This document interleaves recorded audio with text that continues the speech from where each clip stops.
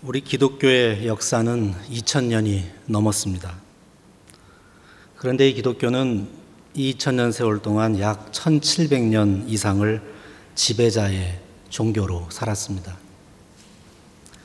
기독교는 중세시대의 로마 제국의 지배 종교였고요. 가톨릭 교회는 유럽에서, 그리고 정교회는 아시아와 접경에 있는 동방 유럽과 러시아에서 지배 종교였습니다. 종교개혁 이후에는 개신교도 등장해서 전 유럽은 교파만 다를 뿐이지 모두가 기독교라고 하는 종교 아래에 있었습니다. 또 기독교는 주변 이슬람교와 싸우면서 기독교를 지켜냈고, 동시에 기독교 내부에서도 오랜 동안 종교 전쟁과 교리 논쟁으로 서로가 서로를 박해하는 안타까운 세월 또한 보낸 것도 사실입니다. 기독교는 15, 16세기에는 남아메리카 대륙으로 건너가서 식민지 경쟁 과정을 통해서 전파되기 시작했고요. 17세기에는 북아메리카로 기독교가 건너갔습니다. 19세기에 들어와서는 아시아 지역으로까지 기독교가 전파가 되었고 오늘날에 이르게 되었습니다. 이제 기독교는 전 세계에 자리를 다 잡았습니다. 그런데 유럽의 기독교는 지금 쇠퇴하고 있는 현실입니다. 그 사이에 아프리카와 아시아의 기독교는 크게 성장했습니다. 우리 한국교회도 지난 30년 세월 동안 유례 없는 양적인 성장을 했습니다.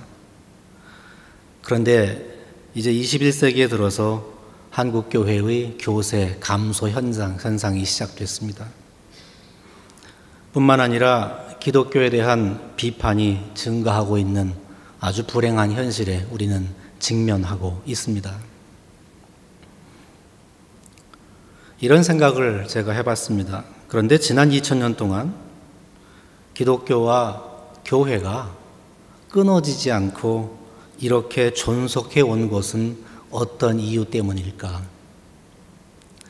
지배자의 종교가 되어서 힘이 있었기 때문에 교회가 존속되어 온 것일까? 아니면 전도의 열정과 성장으로 인기 있는 종교가 되었기 때문일까? 이런 생각을 해봤습니다. 그런데 교회의 역사를, 2000년 역사를 면밀하게 들여다보면 기독교가 힘을 가지고 그 힘을 과시하려고 했을 때가 오히려 기독교의 위기의 시대였다는 것을 알게 됩니다. 그러므로 기독교가 세상에 널리 퍼져서 영향력을 끼치게 된 것은 힘으로 된 것이 아니라는 뜻입니다. 그러면 무엇으로 되었을까 생각해 보아야 합니다. 영국에 청교도가 있습니다. 영국의 종교개혁이 부족하다고 생각해서 좀 더 하나님의 말씀을 따르겠다고 결단한 사람들이 영국 교회의 박해를 받았습니다. 그 박해를 피해서 유럽을 떠나 북아메리카로 갈 때에도 그들이 영국을 떠난 동기는 신앙의 자유를 찾아서 떠난 것입니다. 남아메리카 대륙에 대한 식민지 정복 시대에 가톨릭 교회도 따라서 들어갔습니다. 하지만 그 땅에 진정한 기독교를 실현한 것은 아주 소수의 희생적인 가톨릭 성직자들 때문이었습니다. 힘으로 된 것이 아니라는 뜻입니다.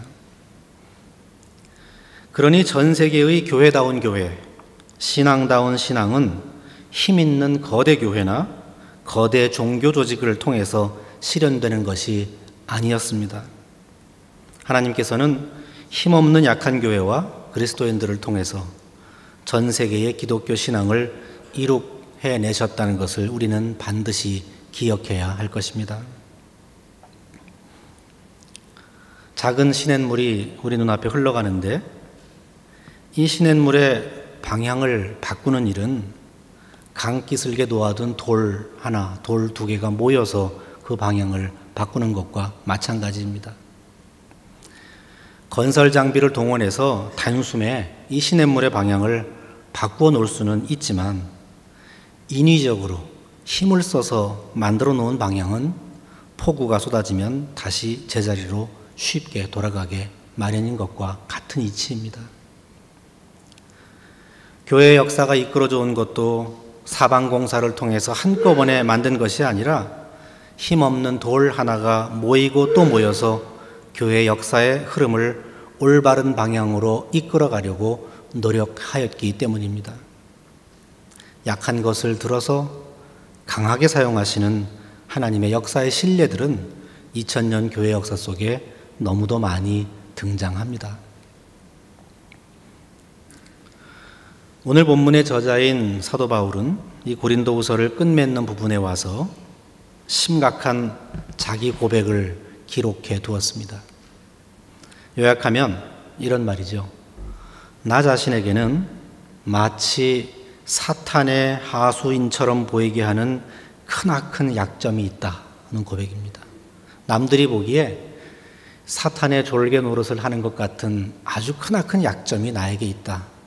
고백하기 쉽지 않은 고백을 합니다. 이 말은 무슨 뜻인가 하면 하나님의 부르심을 받은 사도로 예수 그리스도를 전하며 헌신하고 있는 자기 자신에게는 도무지 인간적으로 납득할 수 없는, 고칠 수 없는 큰 하자가 있다. 즉 모순적인 현실을 자기 입으로 고백하는 겁니다. 하나님께 쓰임받는 사도이면서 동시에 마치 사탄의 하수인처럼 보이게 하는 크나큰 결점을 바울이 동시에 가지고 있다는 모순적인 현실입니다. 이것을 오늘날의 언어로 한번 바꾸어 보겠습니다. 성실하게 예수님을 따르는 일에 정말로 헌신하는 사람에게 납득하기 어려운 불행한 일이 따라다니는 것과 똑같다는 뜻입니다. 한편으로는 너무 성실하게 하나님을 섬기는데 한편으로는 우리 인간적으로 볼 때에 참 힘들고 괴롭고 불행한 일들을 겪는 경우입니다. 우리가 종교를 가지는 일은 우선적으로 하나님으로부터 보호를 받기 위함입니다. 그리고 그 하나님으로부터 복을 받아서 주변에 누가 보기에도 잘 믿고 잘 산다는 평가를 받는 것이 우리가 원하는 것입니다.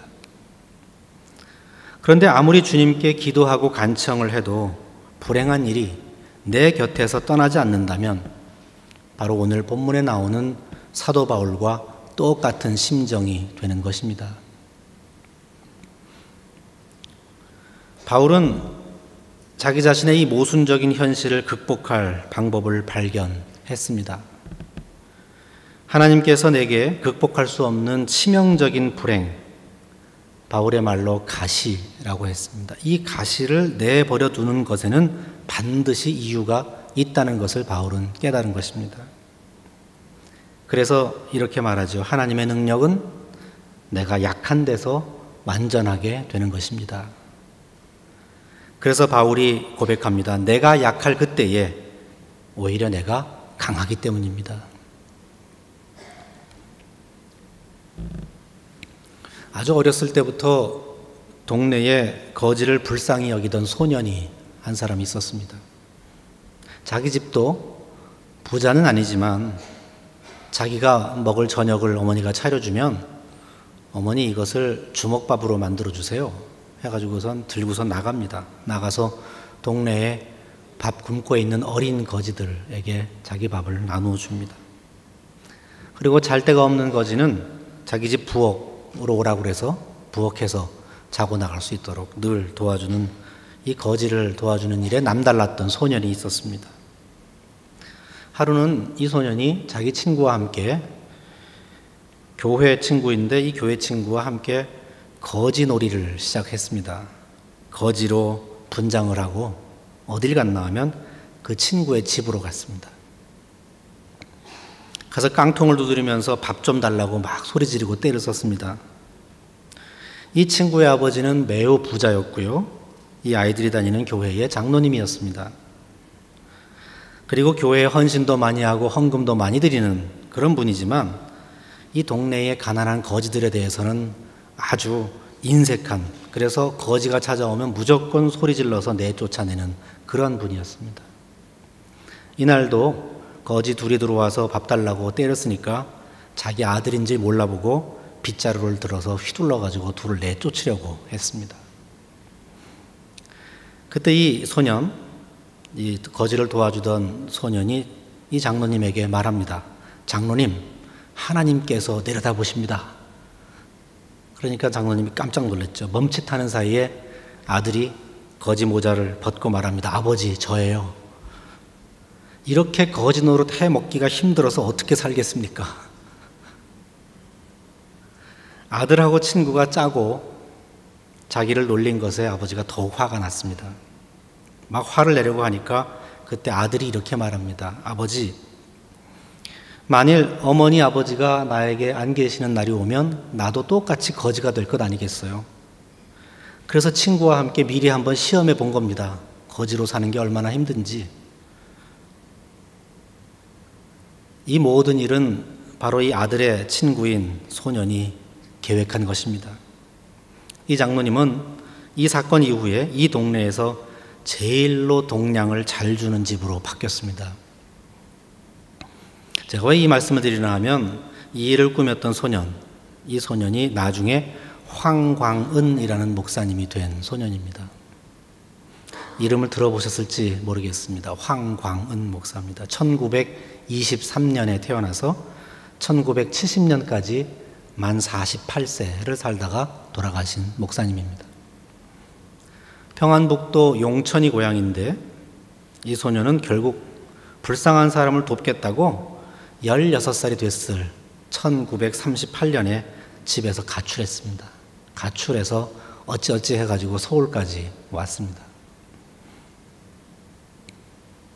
그리고 자기 자신도 고아원에 들어가서 살면서 그 고아원의 도움을 받아서 공부를 열심히 해서 한신대학교를 나오고 목사가 됐습니다. 그런데 그는 평생 고아들을 위한 성자로 살았던 사람입니다. 그런데 그만 아들 중에 하나가 서울로 가서 고아원에 들어갔다가 거지가 됐다는 소문이 고향인 용천에 파다하게 퍼졌습니다. 그래서 가족들은 고개를 들고 살 수가 없었습니다. 그래서 아버지가 맏형을 보내서 저 광은이를 붙잡아 와라 하고 서울로 보냈죠. 서울역에서 전보를 받고 형을 만난 광은이는 형을 보자마자 형이 들고 온 보따리를 내놓으라고 합니다. 그리고 이 보따리를 들고 남대문에서 청계천으로 거지들이 몰려 사는 데로 갑니다. 여기저기서 거지 아이들이 광은이 형 그러면서 달라붙습니다. 큰형이 싸가지고 온 빵하고 과자를 거지들에게 나누어 주는데 이 형은 동생과 거지 소년들이 이 빵을 받아들고 너무너무 기뻐하는 모습을 보고 이 동생을 집으로 데려가는 일을 포기합니다. 동생이 하는 일이 우리 가족에게는 정말로 부끄러운 가시일지 몰라도 내 동생은 지금 옳은 일을 하고 있다는 확신을 하게 됐습니다. 이 형도 우리 기독교계에 이름을 남긴 유명한 황태은 장로님입니다. 이 황광은 목사는 전쟁 때에도 전쟁 고아를 모아서 돌봤고요. 난지도에 와서는 3동 소년촌을 세워서 소년 자치촌을 만들었습니다. 고아원인데 자치고아원입니다. YMCA에서는 소년 간사로 일했고 나중에 세문안교회 부목사를 지나고 대광고등학교 교목을 지내고 그리고 마지막 10년간은 서울에 있는 영암교회의 담임 목사로 살다가 48세에 소천했습니다. 저는 몇 년 전에 누가 우편으로 책을 보내줬는데 책 제목이 성직자였습니다. 그리고 이것은 황광은 목사님의 유고 설교집이었습니다. 저는 그 책을 받았을 때 부끄럽게도 황광은 목사님이 누군 줄 몰랐습니다. 설교집의 홍수시대에 또 누가 자랑하려고 설교집을 냈나 보다 이렇게 생각하고 또 책을 보니까 편집도 그렇고 외형도 그렇고 그다지 눈에 띄지 않아서 읽지 않고 평소대로 책장에다가 그냥 꽂아 놨었습니다. 그러다가 얼마 전에 황광은 목사님의 이야기를 제가 알게 되고 그 책이 기억났습니다. 깜짝 놀라서 그 설교집을 꺼내서 읽어보았더니 정말 참 아름답고 감동적인 말씀으로 가득 차 있었습니다. 제가 어떤 글에서 도대체 어른이란 어떤 분일까? 이 어른에 대한 정의를 읽은 적이 있는데요. 그 책에서 이렇게 말합니다. 어른이란 곁눈질하거나 땅에 떨어진 것을 보지 않고 위를 바라보는 사람이 어른이다. 이런 정의를 읽게 됐는데 이 황광은 목사님은 바로 기독교의 어른이었다는 것을 알게 됐습니다. 비록 48세에 돌아가셨지만 정말 곁눈질하거나 땅에 떨어진 것을 보지 않고 하늘을 바라보며 산 분이라는 것을 알게 됐죠. 그런데 놀라운 것은 이 황광은 목사님은 원래 심장이 아주 약한 분이랍니다. 자기 심장이 약하다는 사실을 오래전부터 잘 알고 있었습니다.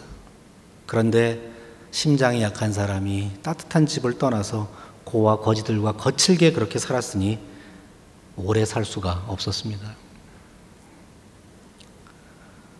그래서 그에게 그 약한 심정은 어쩌면 그를 진정으로 강하게 만든 바울의 가시 같은 그런 존재가 아니었을까 생각합니다.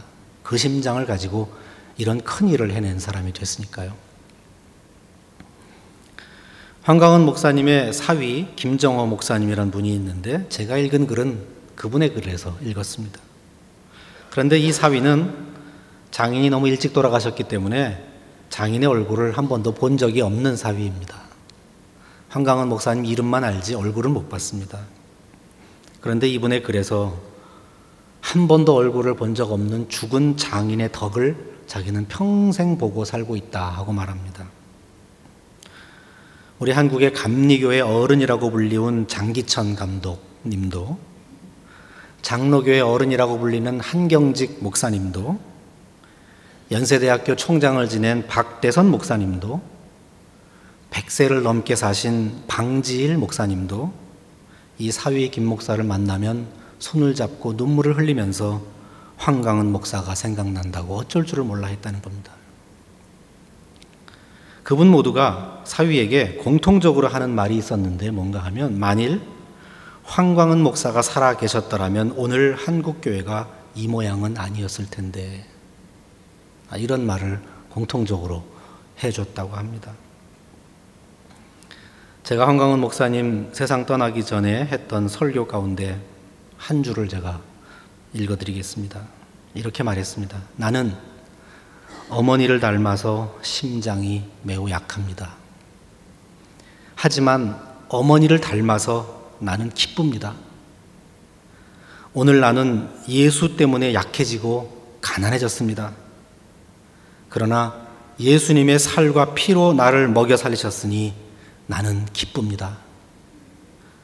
오늘의 교회는 이론적 예수에서 행하는 예수회로 그 해석을 옮겨야 할 때가 되었습니다. 세상 떠나기 바로 직전에 한 설교 가운데 일부입니다. 기독교 역사가 2000년이 흘러서 어쩌다 우리는 이론적인 예수를 믿고 고백하는 그런 가운데 살고 있습니다. 2000년 전 바울은 하지만 행하는 예수를 자기 몸으로 전했던 사람입니다. 그리고 그 바울이 고백하는 대로 그는 자신이 겪고 있는 이 약함을 오히려 자랑거리로 삼았던 사람입니다. 이 약함이라고 하는 단어를 헬라어 성경을 찾아보면 아스테네이아라고 합니다. 아스테네이아. 이건 영어에도 똑같이 사용하는 단어인데 아스테니아라고 합니다. 의학 용어인데 무력증, 쇠약함. 약함이라고 하는 것은 무력증, 쇠약함이라고 번역이 됩니다. 즉 약하다고 하는 것은 바로 이 신체의 큰 질병을 의미하는 것이죠. 이 신체의 큰 질병을 바울은 가시라고 불렀습니다. 가시. 헬라어로 스콜로프라고 하는 단어입니다. 가시.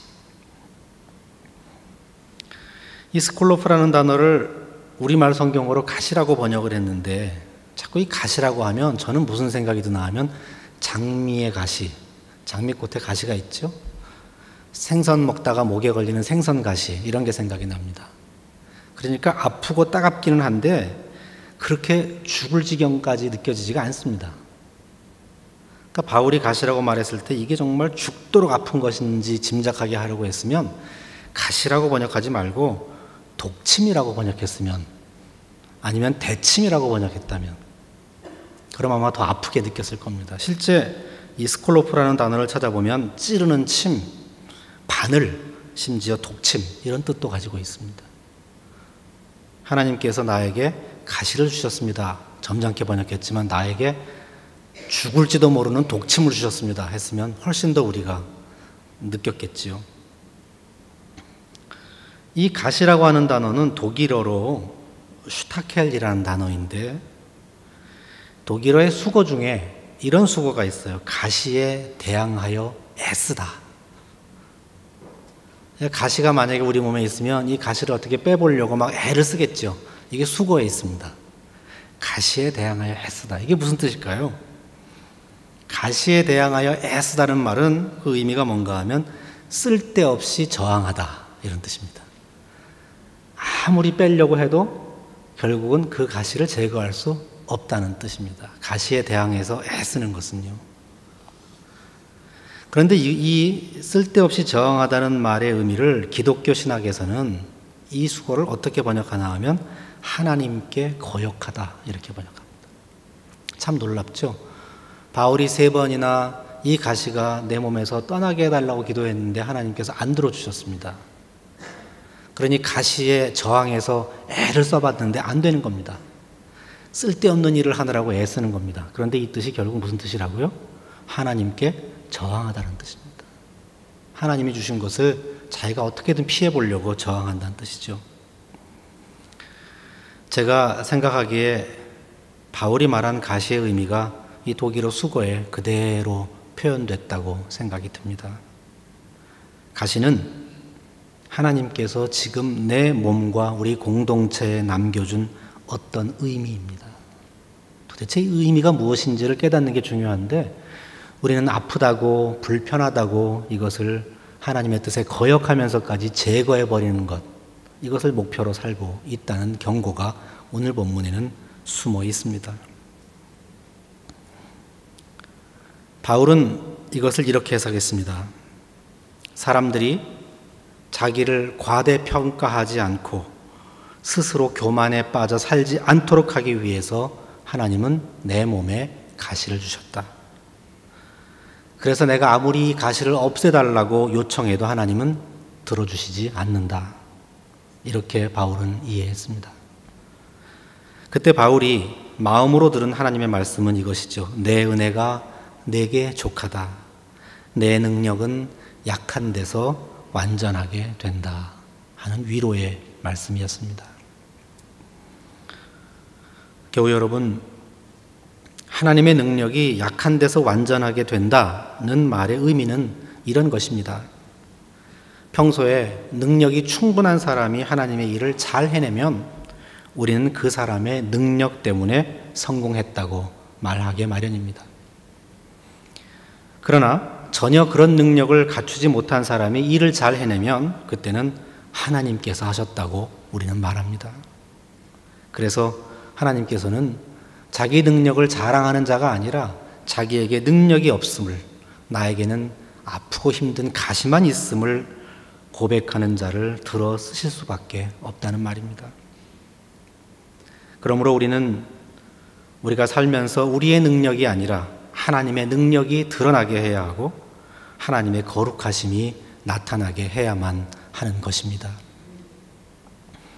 사랑하는 순천중앙교회 교우 여러분, 우리 모두는 다 약합니다. 하지만 예수 때문에 강한 능력을 덧입기를 바랍니다. 그리고 만일 나에게 가시가 있다면 그 가시 때문에 시험에 빠지거나 절망하지 마시기 바랍니다. 오히려 그 가시 때문에라도 하나님의 능력을 더욱더 간구하시기를 빕니다. 우리가 약할 그때에 오히려 우리가 더욱 강하게 되기를 간절히 바랍니다.